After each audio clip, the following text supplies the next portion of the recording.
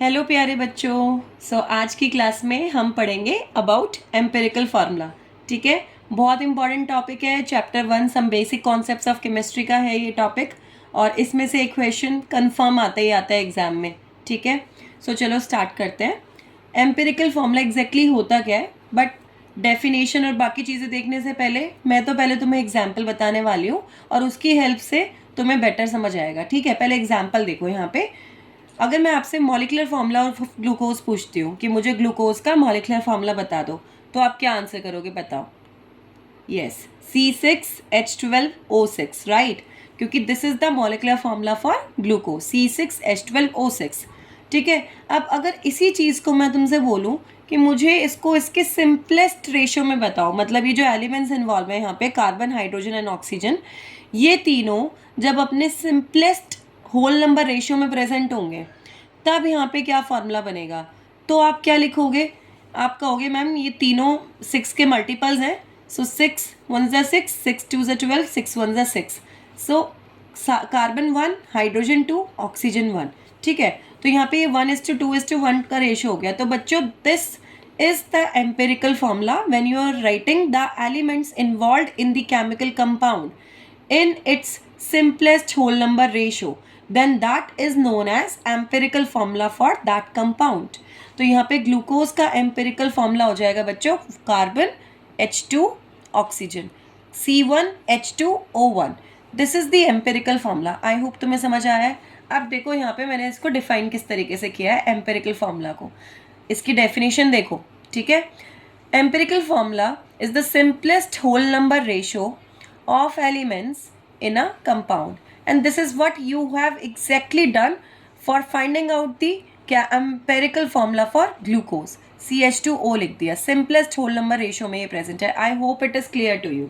ठीक है, अब देखो मैं इसका एक और एग्जाम्पल आपको देती हूँ, बहुत सिंपल से एग्जाम्पल है। Just look here now, hydrogen peroxide। If I ask you about the molecular formula of hydrogen peroxide, then what will you से?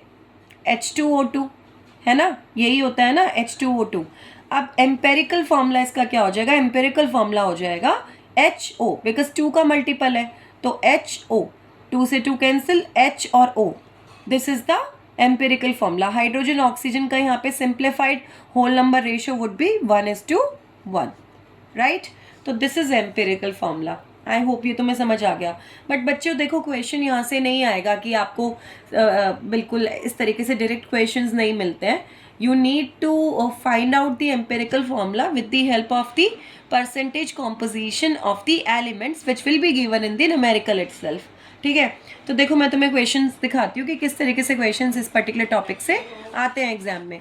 तो देखो यहाँ पर ये एक क्वेश्चन दिया हुआ है, मैंने इसको देखो। An inorganic salt gave the following percentage composition in which sodium is present in 29.11%, sulfur is 40.51% and oxygen is 30.38%। ठीक है, calculate the empirical formula of the salt. सिर्फ एम्पेरिकल फार्मूला आपको कैलकुलेट करना है। अब देखो इस तरीके से कैसे हम इसको सॉल्व करते हैं। पहले तो आप यहाँ पे ना एक फॉर्मेट बना लो। उस फॉर्मेट के फर्स्ट कॉलम में आप एलिमेंट्स के सिंबल लिखेंगे, सेकेंड कॉलम में you will write the percentage of the element, atomic mass, then in next moles, then in next simplest molar ratio, and in the last one you will write simplest whole number ratio। Elements, what all elements are involved here? Sodium, ठीक है, फिर sulphur है, फिर oxygen है। Okay, percentage लिख लिया इनका। Sodium कितना था? 29.1, वो लिख लिया। सल्फर 40.51 गिवन है, वो लिख लिया। ऑक्सीजन 30.38, वो लिख दिया। अब एटॉमिक मास कितना होता है? सोडियम का 23, सल्फर का 32, ऑक्सीजन का 16। अब बच्चों मोल्स कैसे कैलकुलेट करते हैं? Moles is equal to given mass upon molar mass. इस केस में since we are calculating the moles for the elements, तो given mass upon atomic mass हो जाएगा।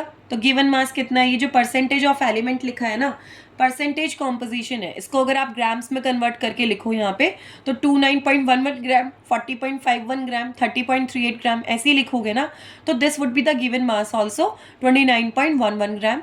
एटॉमिक मास 23, सॉल्व करो, you will get 1.26। Likewise sulphur के लिए solve करो, given mass would be 40.51 and atomic mass is 32। पहले तो यहाँ पे ना इसका मोल्स का आपको फॉर्मूला पता होना चाहिए। मोल्स क्या होते हैं? Given mass upon molar mass, but इस केस में मैं एटॉमिक मास लिख रही हूँ यहाँ पे इन ग्राम्स। ठीक है, इन ग्राम्स। ये गिवन मास और atomic mass both are in grams.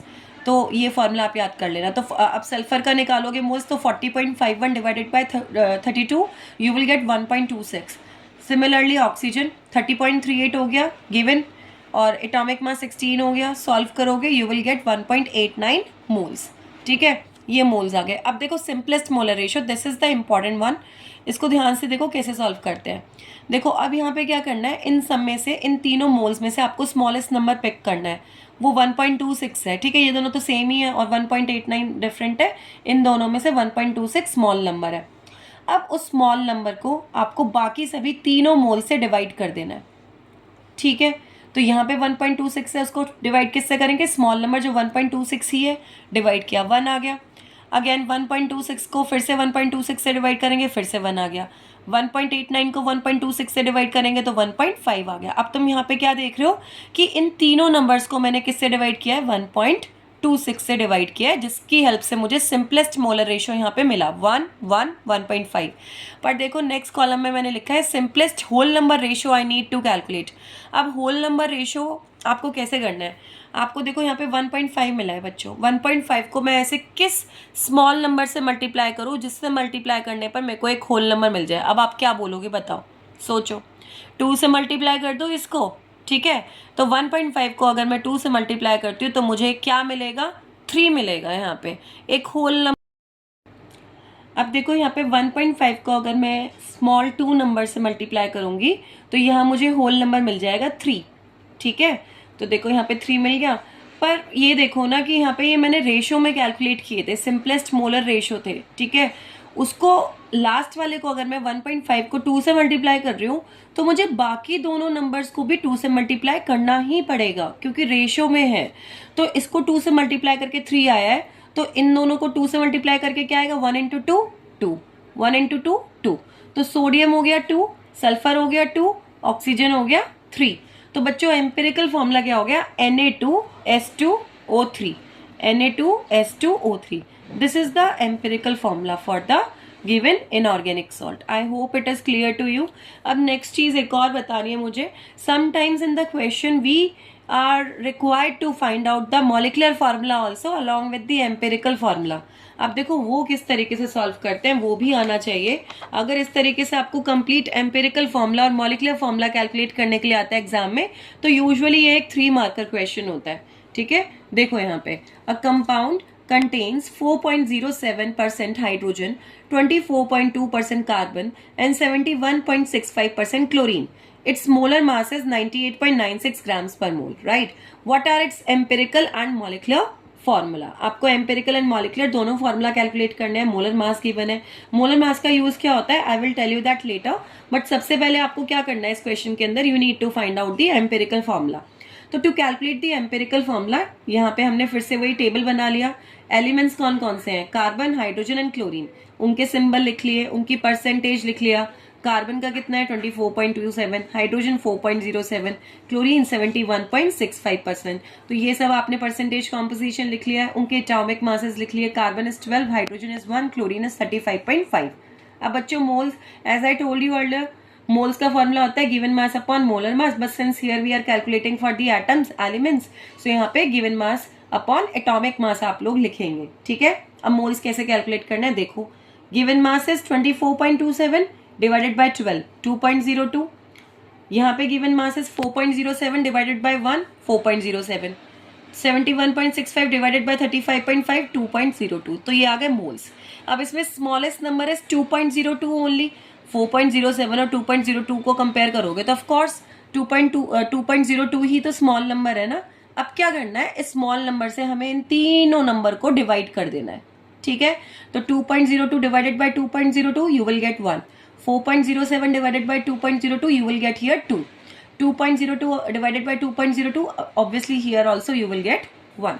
अब इसको हमें किस में कन्वर्ट करना है, सिंपलेस्ट होल नंबर रेशियो में। But as you can see here all the molar ratio, simplest molar ratio number जो आए हैं ये ऑलरेडी होल नंबर में है, तो इसको किसी चीज से मल्टीप्लाई वगैरह करने की नीड नहीं है। अब तो ये 1 का 1 रहेगा, 2 का 2 रहेगा, अगेन हियर ऑल्सो 1 का 1 रहेगा।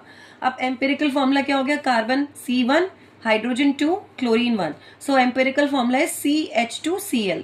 तो तो इसका एम्पिरिकल फॉर्मूला बच्चों इस तरीके से हमने कैलकुलेट कर लिया।